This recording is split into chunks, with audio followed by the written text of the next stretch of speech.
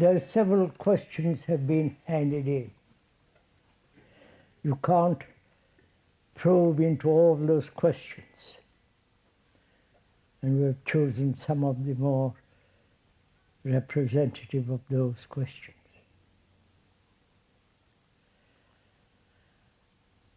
Do questions need answers? Or there is only questions? Questions are like a challenge. And what is important is how one meets the challenge. Not what is the answer to the question, but what is one's response to a challenge, to a question, to a demand.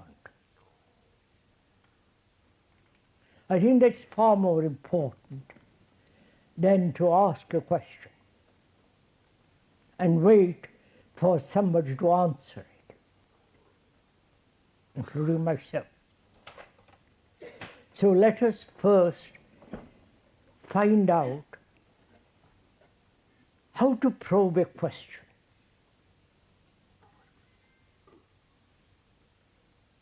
Not, if one may remind oneself, not search for an answer. Investigate into the outcome of the answer, but rather the cause and one's response to the question. So how does one approach a question?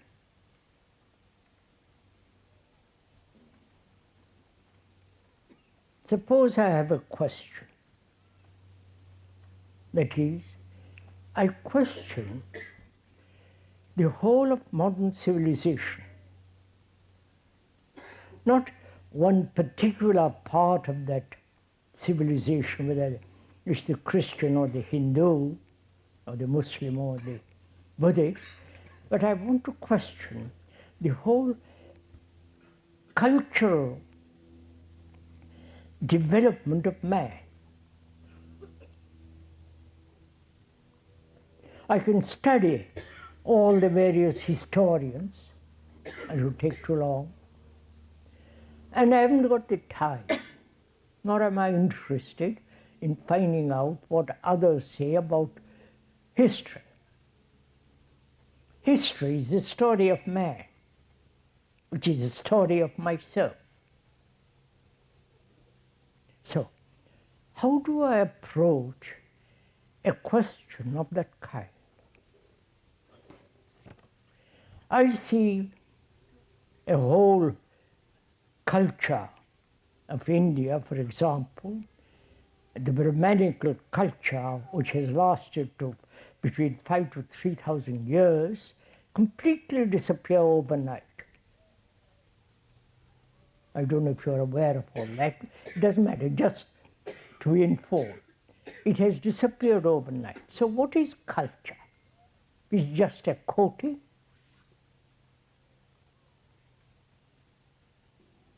However deep that coating may be, it may have different layers of coating. But it is still a coating, because deep down, man is more or less the same as he always been, violent and all the rest of it. So how do I approach, how does one approach a question of this kind? The approach matters far more than the question, doesn't it? Please, we are talking over together. I'm not laying down any dogmatic statements or asking you to accept what the speaker is saying. But how does one approach any problem?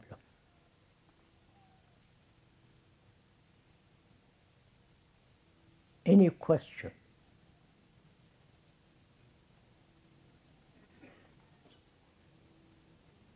What is my motive in my approach to the question? What is the problem and the cause of that problem? And one's approach to the investigation, to the probing of that cause and the problem. Do I come to it with a motive, with a desire to get rid of it, or go beyond it, suppress it, and so on? What's my inward reaction to it?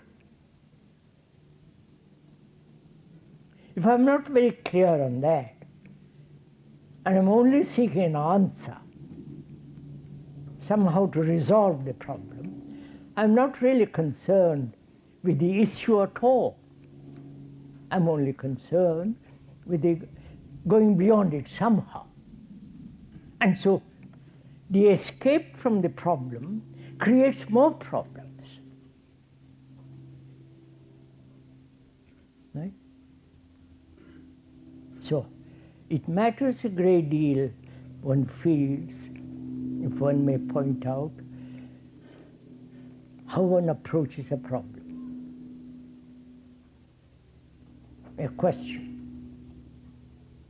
Is the mind or the brain seeking an answer? Then we are not investigating the problem, the issue, the challenge, the question, but merely trying to find out an answer which is immediately satisfactory. So I think it matters very much,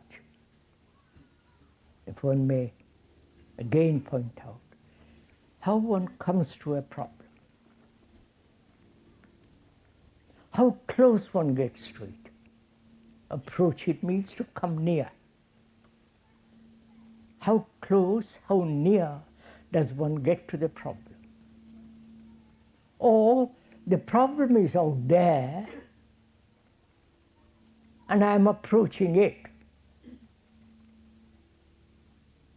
You see? Or the problem is me.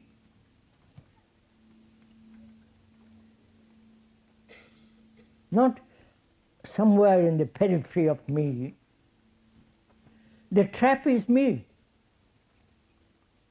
So how do I go into all this?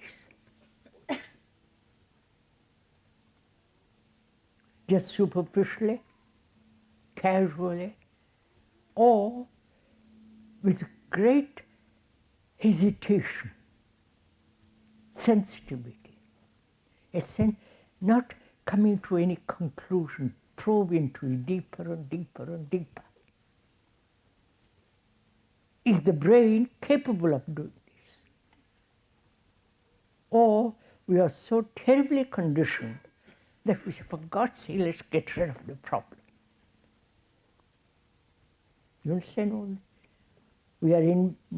We are going to investigate, probe into the question,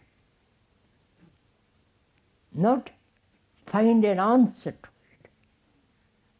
The answer is in the question, not away from the question.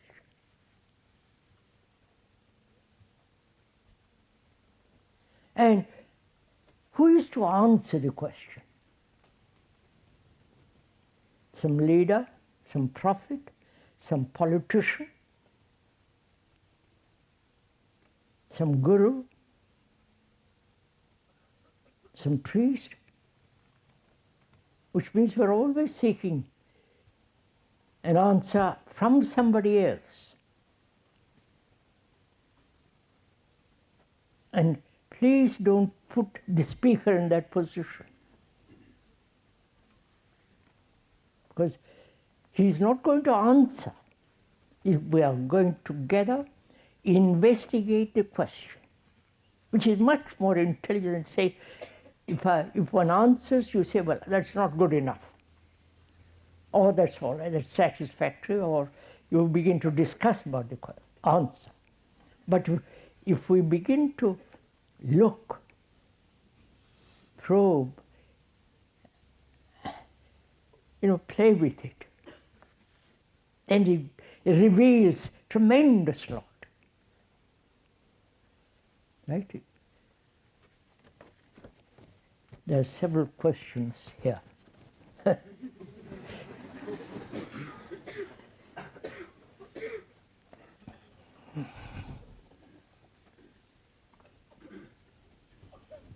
You have said that there is a group consciousness.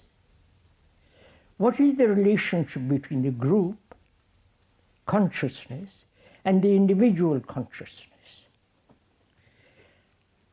How can human beings undergo a total psychological change while the group consciousness has not changed totally? May I read it once more?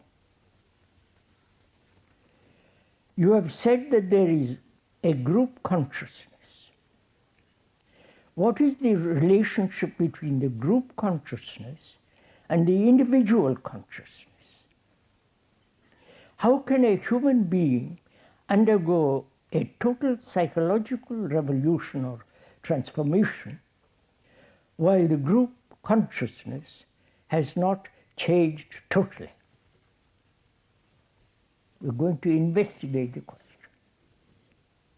There is no answer. But when one investigates this really important question, it reveals so much.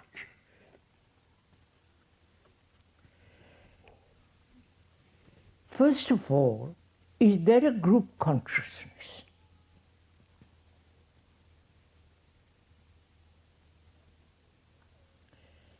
Some scientists are experimenting, I've been told, by one of them, that a certain species of animals undergoing certain experiments and achieving a certain result, these results are communicated to the whole group, rats, wolves, and so on. So they are trying to establish a group, a consciousness of a group which is affected by few individuals who learn something very quickly. They are doing this. Perhaps some of you have heard about it or read about it. And if this is so, then is human consciousness different from the individual consciousness? And is the group consciousness, like the British, it's a group, British consciousness, French consciousness, German, American. Now, take a group of British, the British group consciousness, traditional, very proud of their past empire, ready to kill. Probably the British have the greatest number of wars to their record, and so on, so on. They have a certain consciousness, the group. And in that group, there is the individual consciousness. That's what the questioner is asking. What is the relationship between the group consciousness, right, and the one who lives in that group, who is separate from the group? Right? Are we following each other?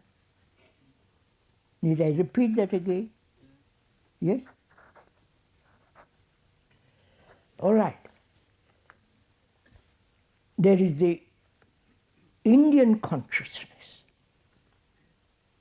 I won't British consciousness may object to it, so let's go further.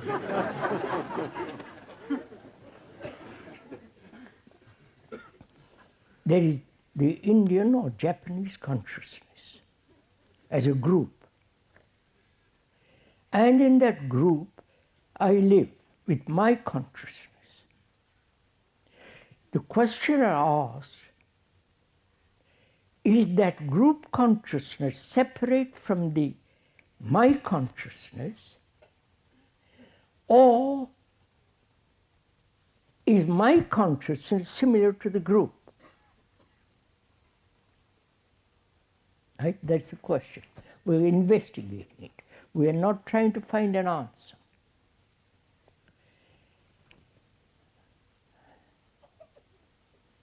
In that group consciousness of India, there are various levels of consciousness, the Brahmanical and so on, so on, so on. And if you're born in amongst one of those separate little groups contained in India, what is the relationship of that individual to that group? It may be a limited group, but it is the whole of Indian consciousness. You understand? You have to think with me a little bit. Now, the relationship is, surely, there is a coating of group consciousness, level of it, layers of it, and within those layers, the individual consciousness. The individual being his sorrows, his anxieties, etc., etc. The group says, you are an idealist, if they say so. And you, within that group, are also have learned the importance or unimportance of an ideal. So what is the relationship of one who believes or doesn't believe in idealism and to the group that believes? You following? If he has no belief whatsoever in idealism, then he's totally out of that group. Right? But if he believes in idealism, he belongs to that group. Now, the questioner asks, how can a human being undergo a total psychological change while the group consciousness has not changed at all?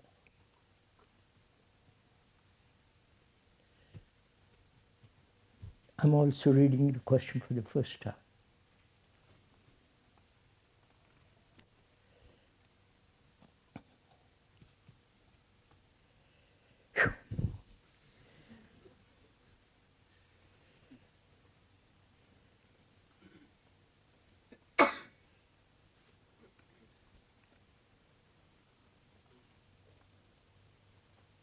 First of all, is the group consciousness separate from me, from the individual consciousness? That we have to establish completely.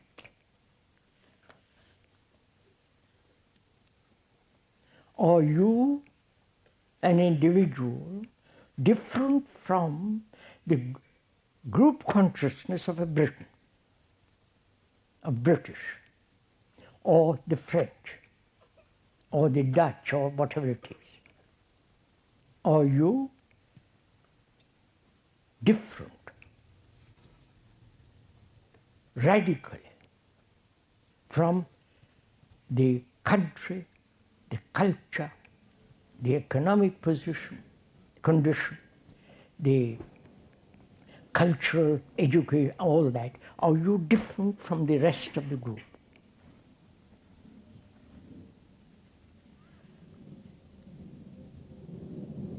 Are you?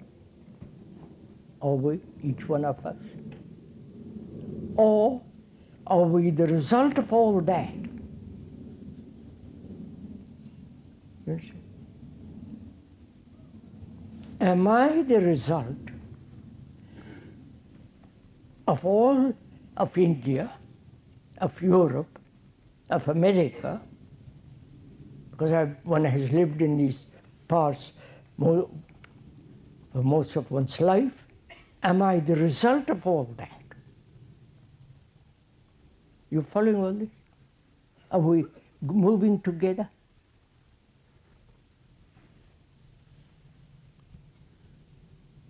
Or am I totally different from all that? Or you're totally different from your culture, from your environment, from your heredity, from your 1,000 years of culture, evolution, wars, and so on. Are you not the result of all that? Right? You are, obviously. Now, if you are the result of all that, another group is also the result of all that too.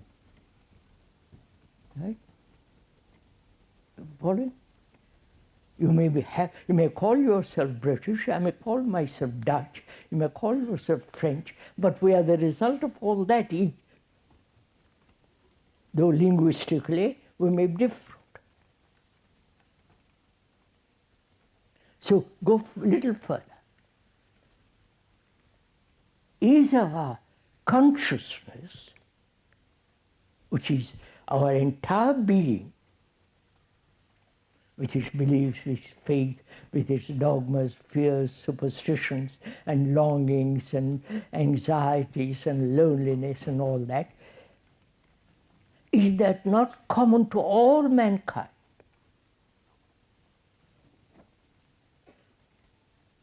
Right?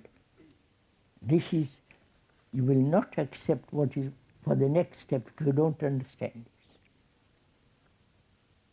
Are we not?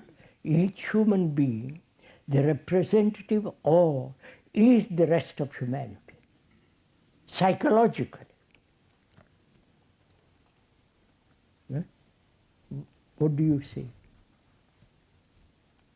Obviously. You suffer. The man in Japan suffers. They may be technologically terribly advanced, highly disciplined, industrious, keeping his place. This is part of the Confucian education, culture. But inwardly, he's just like you and me. So, if the human being, who is the rest of mankind psychologically, if he changes completely, is he not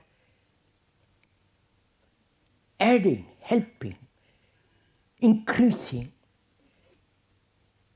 a totally different kind of mind to it? Are you following it? All right. Suppose I change radically, belonging, recognizing that I am the rest of mankind, and I personally mean it.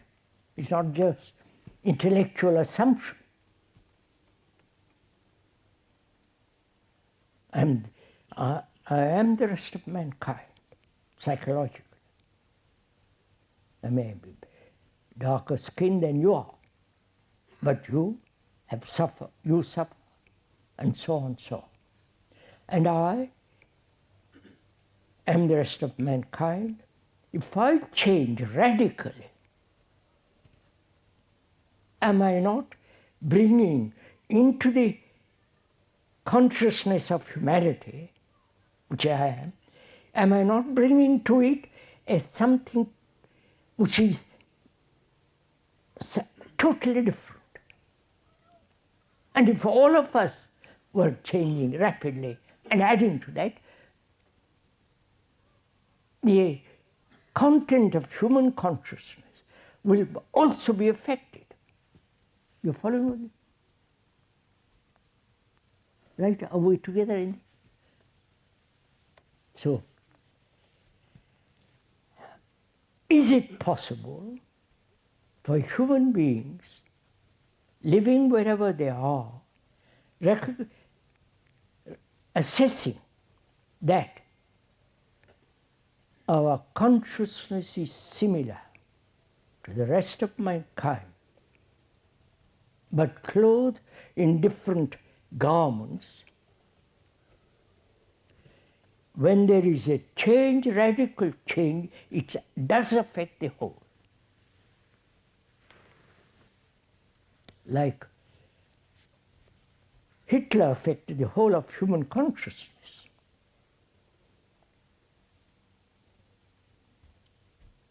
Like the war that's going on, it's affecting the whole of mankind. Right? So, next investigation to this question is, why don't you change?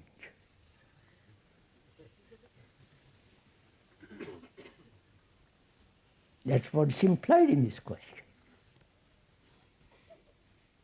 Why is it human beings who have lived on this marvelous, beautiful earth, which they are trying to destroy, why have they not, after so many centuries upon centuries of civilization, experienced sorrow, tears, joy, and all the rest of it? Why are they like this?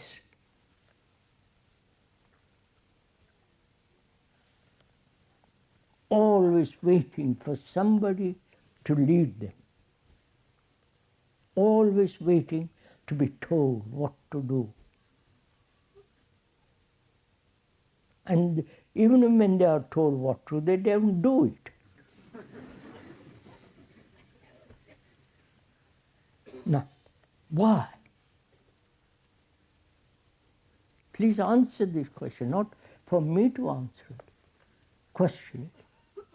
Why is it human beings, affluent, well-to-do, fairly well-placed, having to struggle endlessly for food like in Asia, certain part of Asia? Why is it they don't see the extraordinary importance, the urgency of all this? Why don't they move? Is it they need more suffering, which will be too callous? You see? Suffering has not changed man. Reward has not changed man, nor punishment. Those are the two principles upon which we act, reward and punishment. Neither of those two principles have helped man. Nor externalizing some agency, like God, worshipping him, which is thought has invented it, then thought worships him. Crazy business. And that too has not helped man. So what?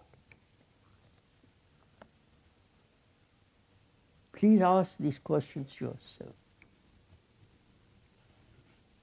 What? We have looked to leaders, we have looked to outside agency, some great influence, some pressure. None of these things have helped man. So what will he do?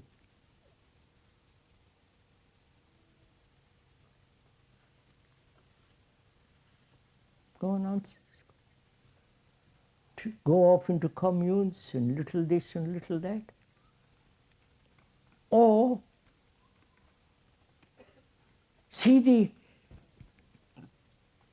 great danger of what is going on. See the utter lack of love in all this, utter callousness of human beings,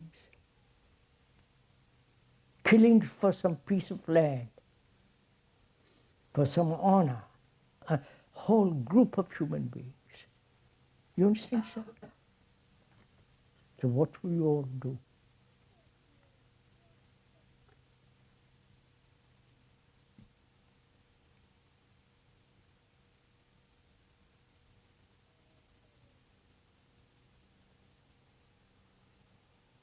Go back to our daily routine, to our jobs. You can't help that. We have responsibilities, so we have to do all that. So what shall we do apart from all that? Is it that our brains have become so utterly mechanical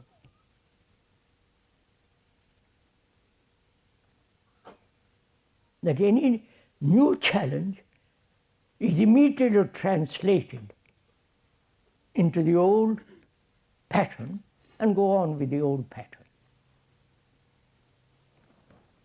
Please investigate all this.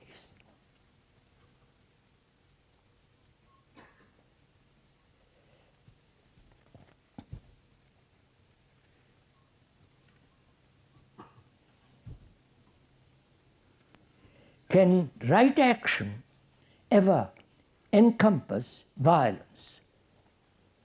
Can right action, quote, right action, ever encompass violence? Now we are probing into the question. What is right action?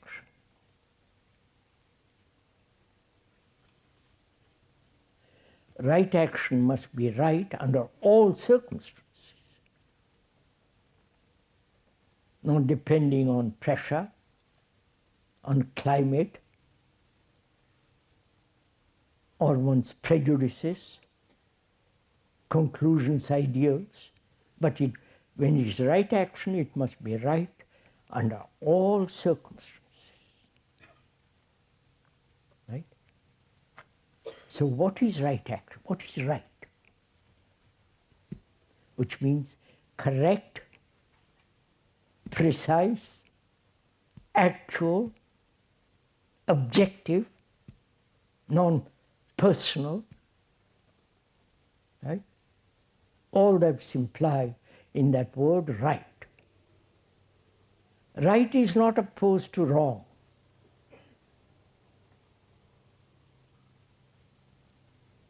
Right, if right is opposed to wrong, then the right has its roots also in the wrong.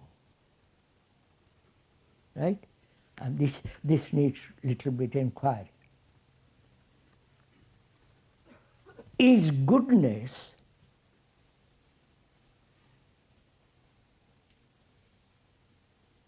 separate, totally separate from that which is bad? We are using the word good and bad in the ordinary sense of the word. Is it separate, totally separate? Or is goodness born out of badness? You understand? I am bad, whatever that may mean. And I am trying to be good. That goodness is the opposite of what I am. I am bad, I am saying I must be good. So it is an opposite. And the opposite is created by thought which says this bad is bad and I must be good. Right? You are following all this? So, is right the opposite of the wrong? If it is the opposite, there must be conflict between the two, and therefore the right is not right. Where there is a conflict between good and bad, that conflict is wrong. Therefore, we are asking, is right totally independent, totally divorced, has no relationship to the bad?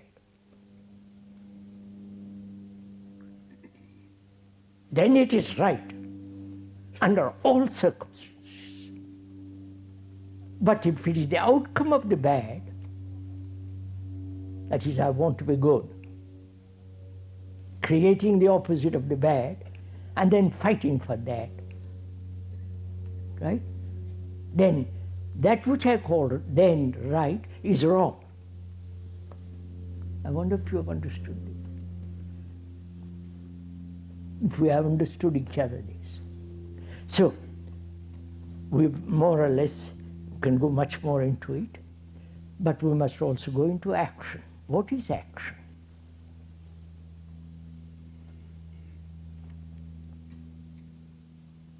Any movement is action, right?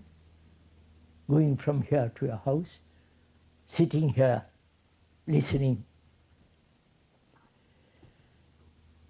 Action, the doing. Not having done or will do. That means acting. Present participle. So acting. Now, what is that acting base? What is the root of that acting? The cause of that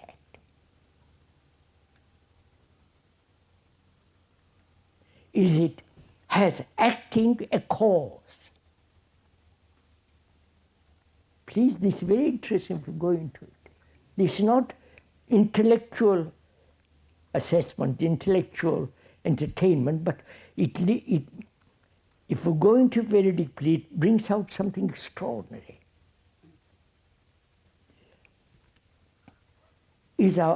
Our present action is based on past memories,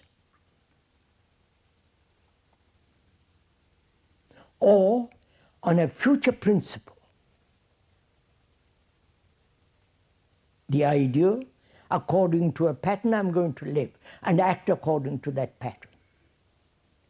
That pattern is established by thought from what I have learned or imitated, and I copy that pattern and I call that action. Right? Which is, I am acting according to a principle which is rewarding, which will be pleasurable, and I act according to that. All the ideologists do this. All the theoreticians, whether the capitalist theoreticians or the totalitarian theoreticians, act upon this.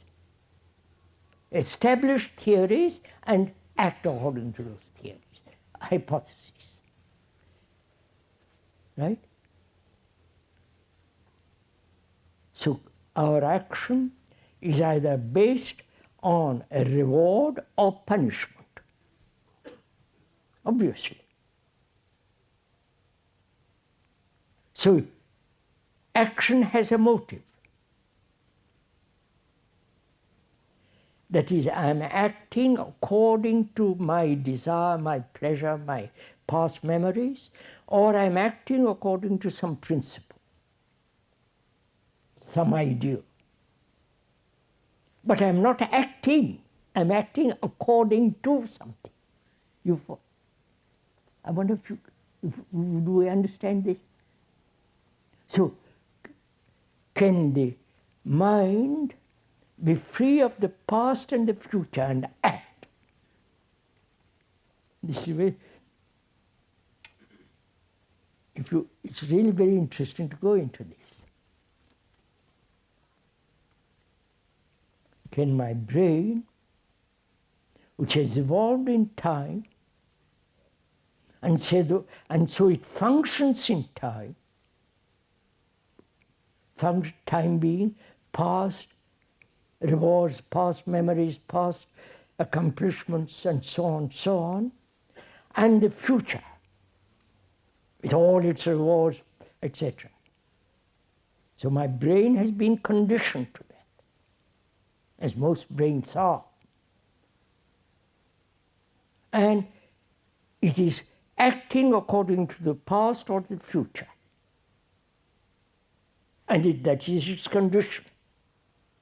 Now, we are asking that brain, is it possible to act without the whole burden of the past and the future business? Do you understand the question? We'll come back to that. And the questioner asks, violence. He uses the word violence. What is violence? Physical violence, killing each other, hurting each other, maiming each other. Physically, by word, by a gesture, by a look, right? We hurt each other. And what is violence? That's also part of violence. The word, the gesture, the blow, the bayonet, the bomb. And also, is there not violence when we imitate people?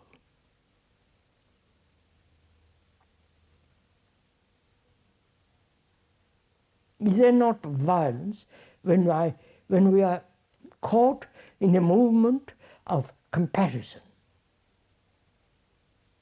I am comparing myself with you, clever, bright, so on, so on. Or I want to be somebody. That's also part of violence. Right? Conformity,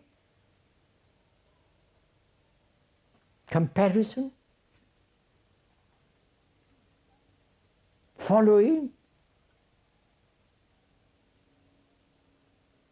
obeying, all that is part of violence. We're not saying obeying, going against law. You must be careful here, otherwise the policeman will be after us.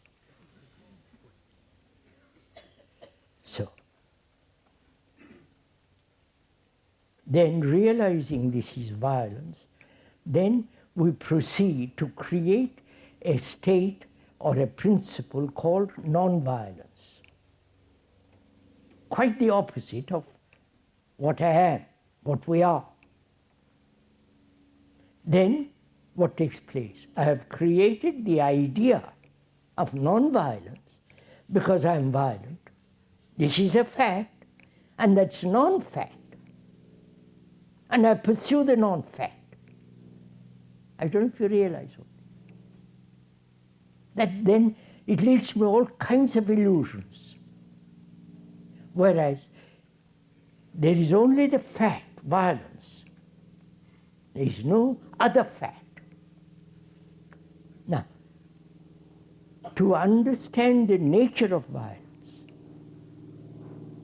to go into it, to encompass the whole content of that word,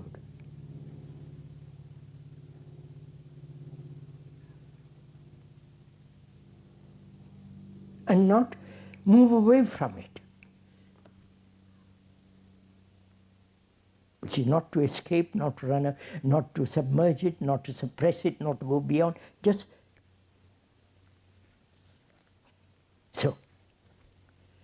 What is right action which will encompass the whole movement of violence. Right? What is right action? Right? Which is non-action. I don't know if you follow this. Any action born of violence is violence.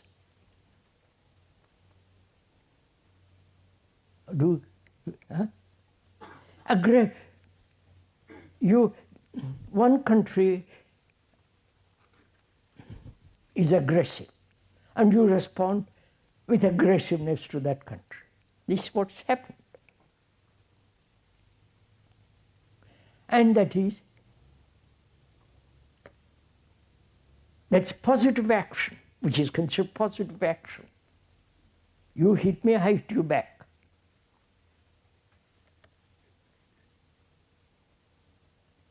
But seeing the whole nature of violence, observing it closely, there is only a state which is non-action. I wonder if you understand this. What is considered positive action with regard to violence in the ordinary accepted traditional sense is to retaliate. Right? This has been our tradition. We own that particular piece of land miles away, and if anybody is aggressive, enters into that land, I send all my warships to it. This is what is happening all the world over. Meet aggression by aggression. And that's considered positive, realistic action. And this has been the history of mankind for thousands of years. So when one investigates into this whole problem of violence, any movement from violence is still violence, right? If one understands this. Therefore, when there is violence, no response to violence, which is the most positive action, right?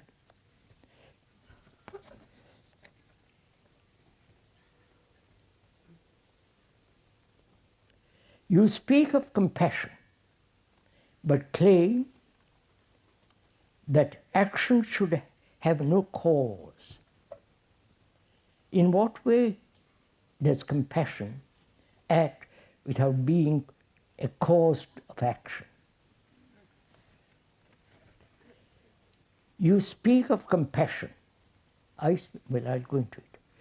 You speak of compassion, but claim that action should have no cause. In what way does compassion act without having a cause?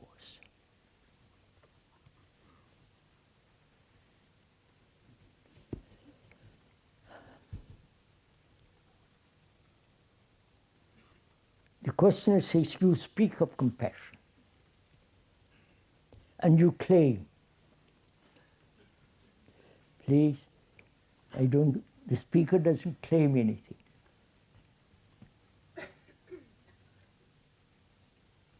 Then you can kick him around if he claimed. But as he doesn't claim anything, and he doesn't speak of compassion as though something extraordinary that human beings have lost or not found. So we are going to this question together. What is compassion? What is love?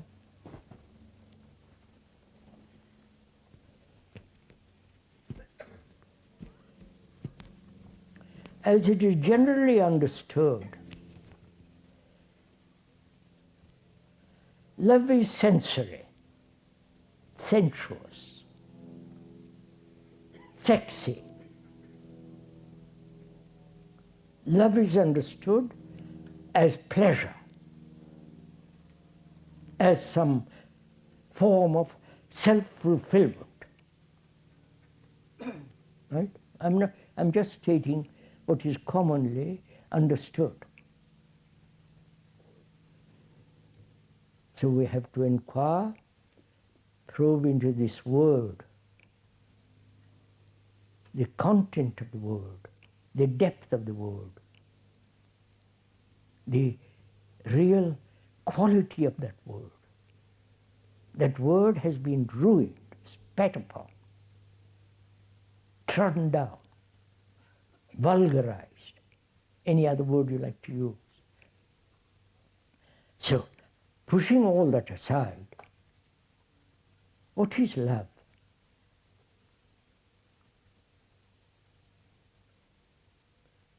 If it has a cause, I love you because, then obviously it's not love. Let's be clear on that, right? I love God because I hope someday He'll help me.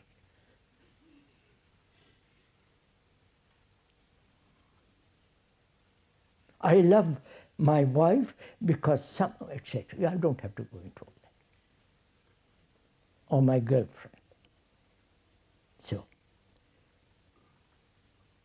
if we are very clear that love has no cause,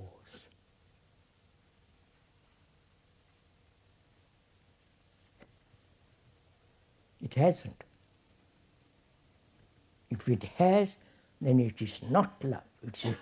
It's a convenience, self-satisfaction. It is gratification, companionship, escape from loneliness, and all that kind of stuff. But if it is real, that it has no cause. I don't love you. I don't love you because you are an audience which helps me to fulfill myself, which is too silly. So, love has no cause, right? This is not a verbal assessment, a verbal intellectual agreement. It's a deep truth. When one perceives that truth, then the cause which we have had disappears altogether. Right?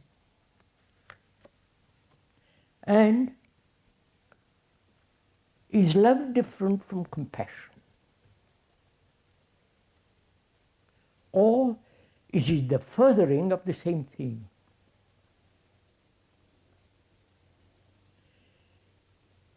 Can there be compassion, that sense of enormity of it, the beauty of it, the quality, the depth of that word? Can that compassion exist where there is sorrow? I may be suffering because I've lost this and I'm suffering from loneliness. I'm suffering. And out of that suffering, I attach myself to certain ideological principles. I become a Hindu, or a Buddhist, or a Christian. I anchor my being in there and then go out to help you. Because I think I'm compassionate. Is that compassion? You're following? Are we together in this? We are investigating. We are not asking that you should agree. If I'm attached to some principle, to some belief, to some faith, and that's my strength, my anchor. And then I talk about compassion. Go to the world, go to China and help there, or India. the poor people. Is that compassion? Or is it pity, sympathy, kindness, generosity?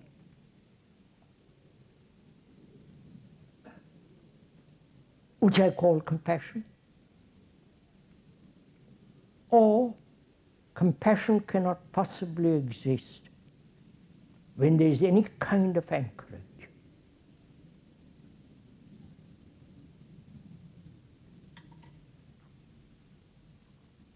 When I'm no longer a Hindu, a Buddhist, Catholic, and so on.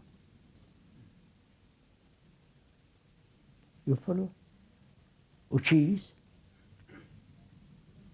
compassion has its own intelligence.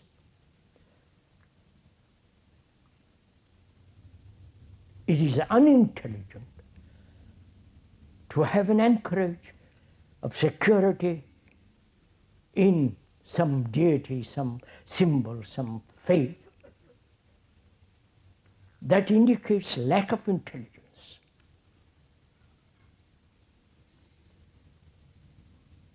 But when there is compassion, it has its own intelligence. So intelligence has no cause. Right? Because if it has a cause, so I'm intelligent because I've read books, I've clever arguments and so on. That's not intelligence. That's cleverness, erudition, professional activity. So compassion, love have no cause, and therefore that as intelligence has no cause, love, compassion, intelligence go together.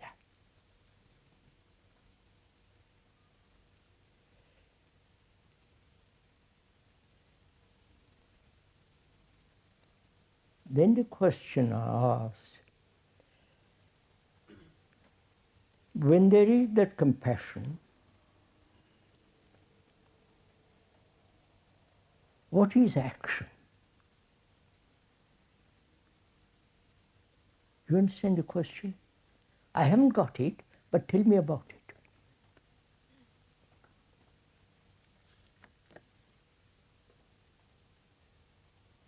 I don't know what love is, but what is the action of that love? We are back into theories, hypotheses, and idealisms.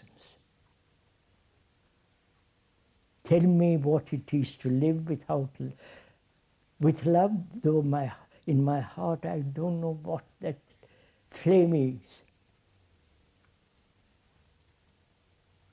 And it would be foolish to talk about what that is when one hasn't got the flame. So the question then arises, why is it human beings who have undergone such tremendous agonies, dreadful wars, shedding tears beyond all the rivers, and yet they are going on the same way, killing each other, make all the rest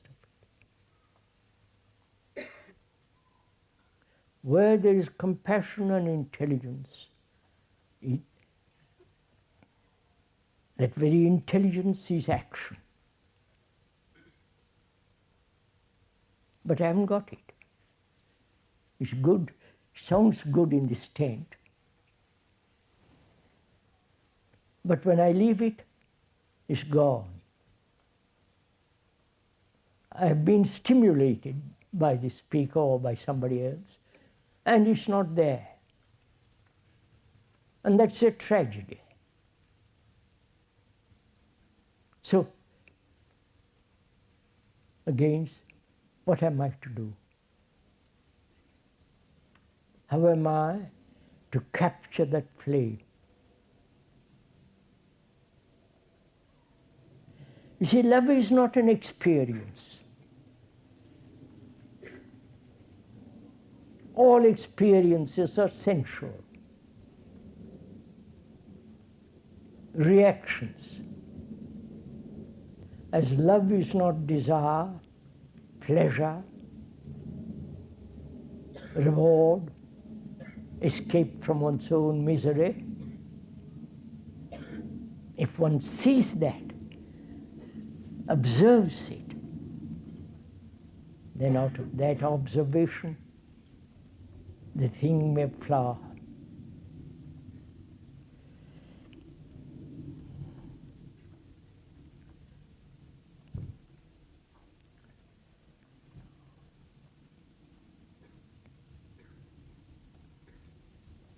Shall we go on to the next question?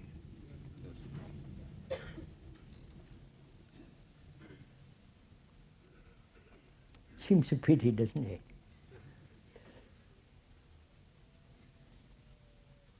To exist, I have to perform daily mechanical tasks without any meaning. This lack of meaning leads to a feeling of destructiveness and inner rage. I see this clearly in myself and in the process, and the same process growing in the rise of terrorists. Oh, I see. Crime and delinquency. There is the feeling that nothing can be done about this rising chaos, that society is destined to collapse. How does one approach this tremendous chaos, both without and within oneself?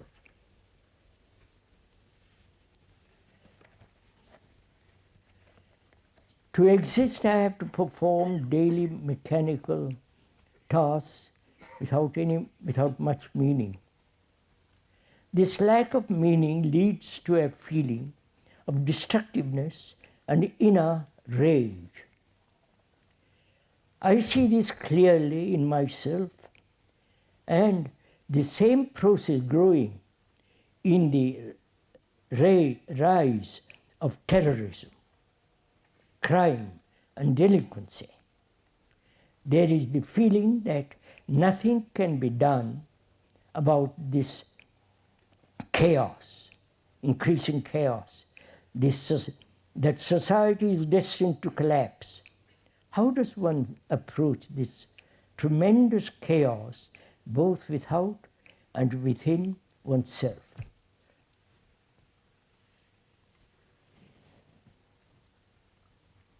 I wonder how many of us are aware of this fact. Economically, socially, morally, the structure of society, as we have known, is gradually collapsing, imperceptibly or very, very quickly. How many of us are aware of this? Or we just live from day to day and forget the whole value show? Please inquire in oneself if one is really aware of this. Not in the newspapers, not in the magazines, not in the editorials, not in any book, but actually this going on.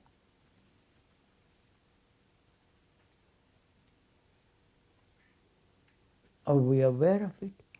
Are we sensitive to all that's happening? What the scientists are doing? But they also want to fulfill. Russia invents something and the other scientists invent something more, greater, and so they keep up this.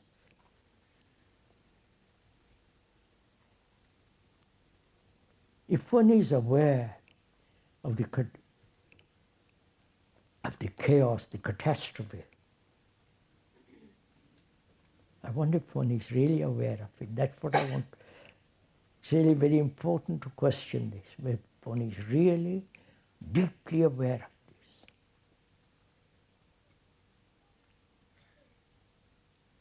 this. Sensitively. Not just what is happening in one's own country, but in the world, where poverty in certain areas are increasing, overpopulation, total indifference, callousness.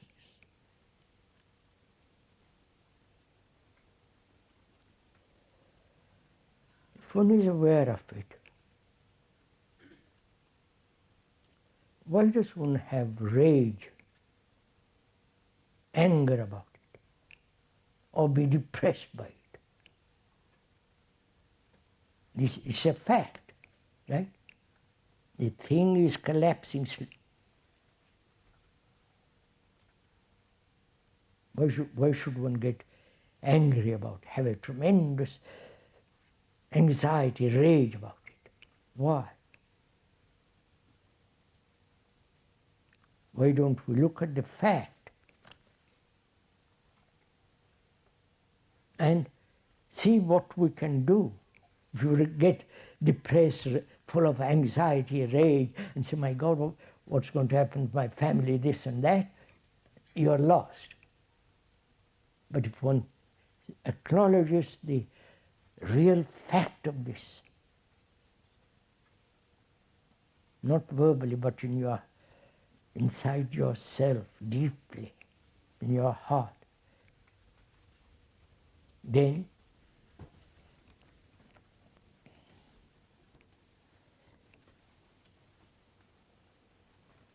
the questioner says, what is one to do?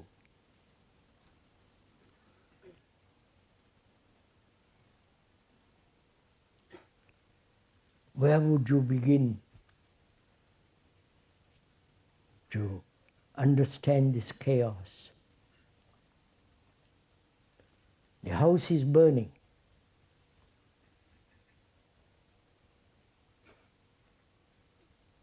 We are not saying something that's not actually. The speaker is not pessimistic or optimistic, just facing things as they are. Where would you begin to bring about order out of this chaos? More leaders, more better prime ministers, better labor leaders, better police order, suppressing crimes. Not that there shouldn't be all that, but where will you begin? Please ask your question, where will you begin?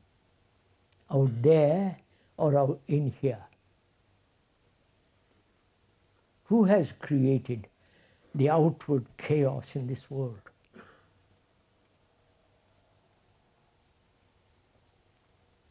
We human beings have created it, each one of us, right? Obvious. Our grandparents or great-great-great-parents, and we are inherited what they have done, and we are contributing to it. This is a fact. So where shall I begin? Realizing the outward chaos. I realize that we human beings have created it. And as a human being, who is the rest of mankind, I must begin with myself, which is not a selfish movement. I have contributed, brought about this chaos. Each one of us have brought about this chaos. the collapse, or the impending collapse. And I must begin with myself, because this is really important, that I am the mankind, not just a verbal statement. It's in my blood, I am the rest of mankind. I must begin to bring about order in myself. Because I have lived and I still live in chaos, inwardly. Chaos being disorder, conflict, struggle. No. Can there be order in all this? Can order be created out of disorder? Please.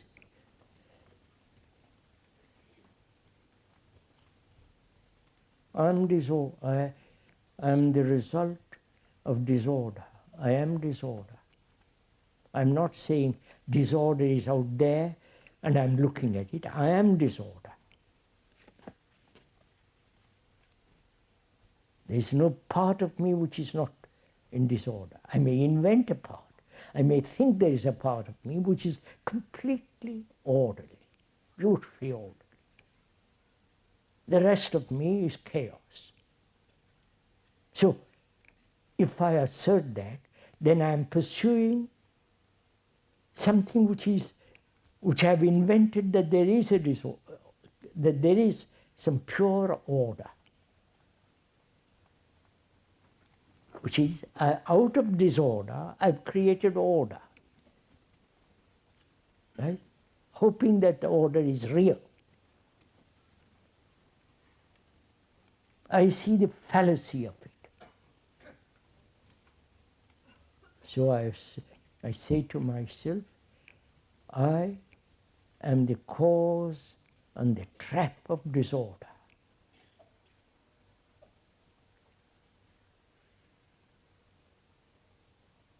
And can I clear up this disorder? Not search for order. You understand this? How can my mind, which is disorderly, chaotic, how can such a brain create order? It can't. All it can do is to understand the nature of disorder, the structure, the movement, the quality of disorder.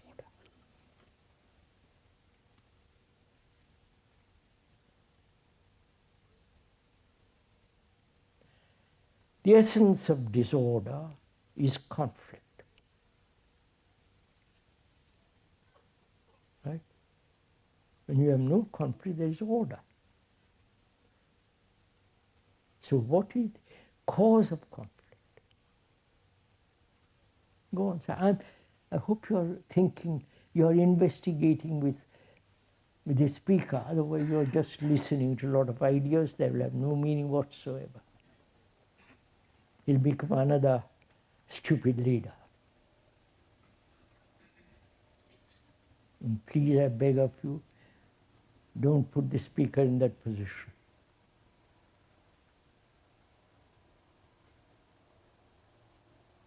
So, can there be dissolution of disorder? We're not seeking the order like the universe will be when there is no disorder.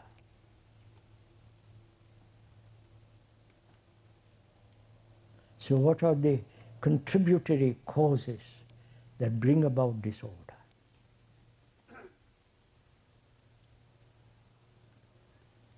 Are you tired? Shall I finish this? You're not tired? I'm sorry.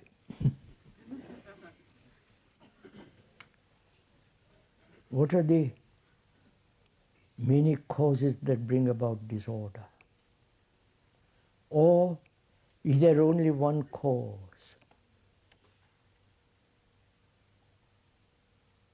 We like to think there are many causes, because then it gives us time to play around investigating the very many causes.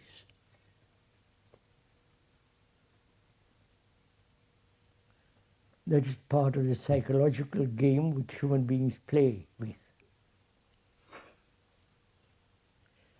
But when looking at it all, perhaps there is only one cause.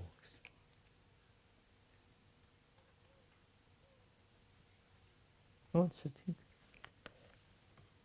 Or shall we investigate various other causes? Which is a waste of time, obviously. What is the one cause that is bringing about this great disorder out there and in oneself?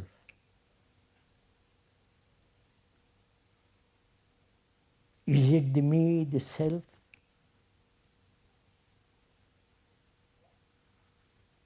With all its conflicts, desires, hopes, fears, past memories, this self-centered entity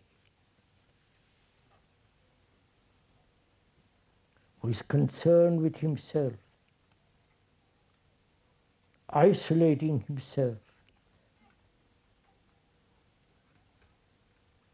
holding on, clinging to that which his thought has invented as the me. Go on, sir, look at it. And if that self-centered entity, the me, the form, the name, all the accumulated memories, which is the me, which is in essence isolation. The me is always in isolation, right? I may be related to you, but I am related to you, right? I am the principal and you are the second.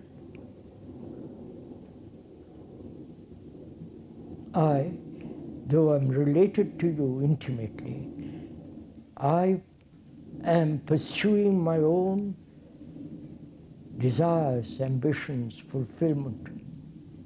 And you are also doing the same, like two parallel railway lines never meeting. That is the me with all this sense of isolation. That is the root cause of this chaos out there and out in me.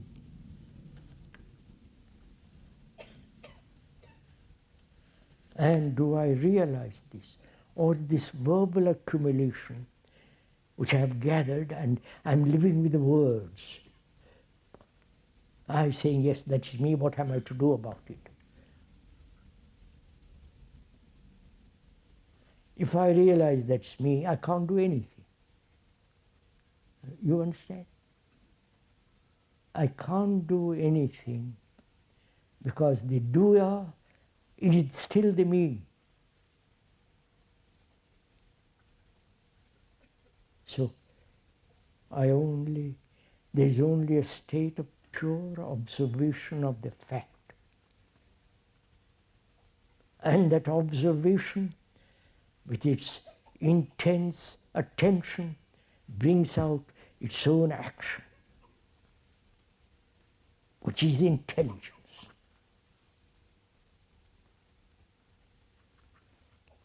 Right, sir? Finish today.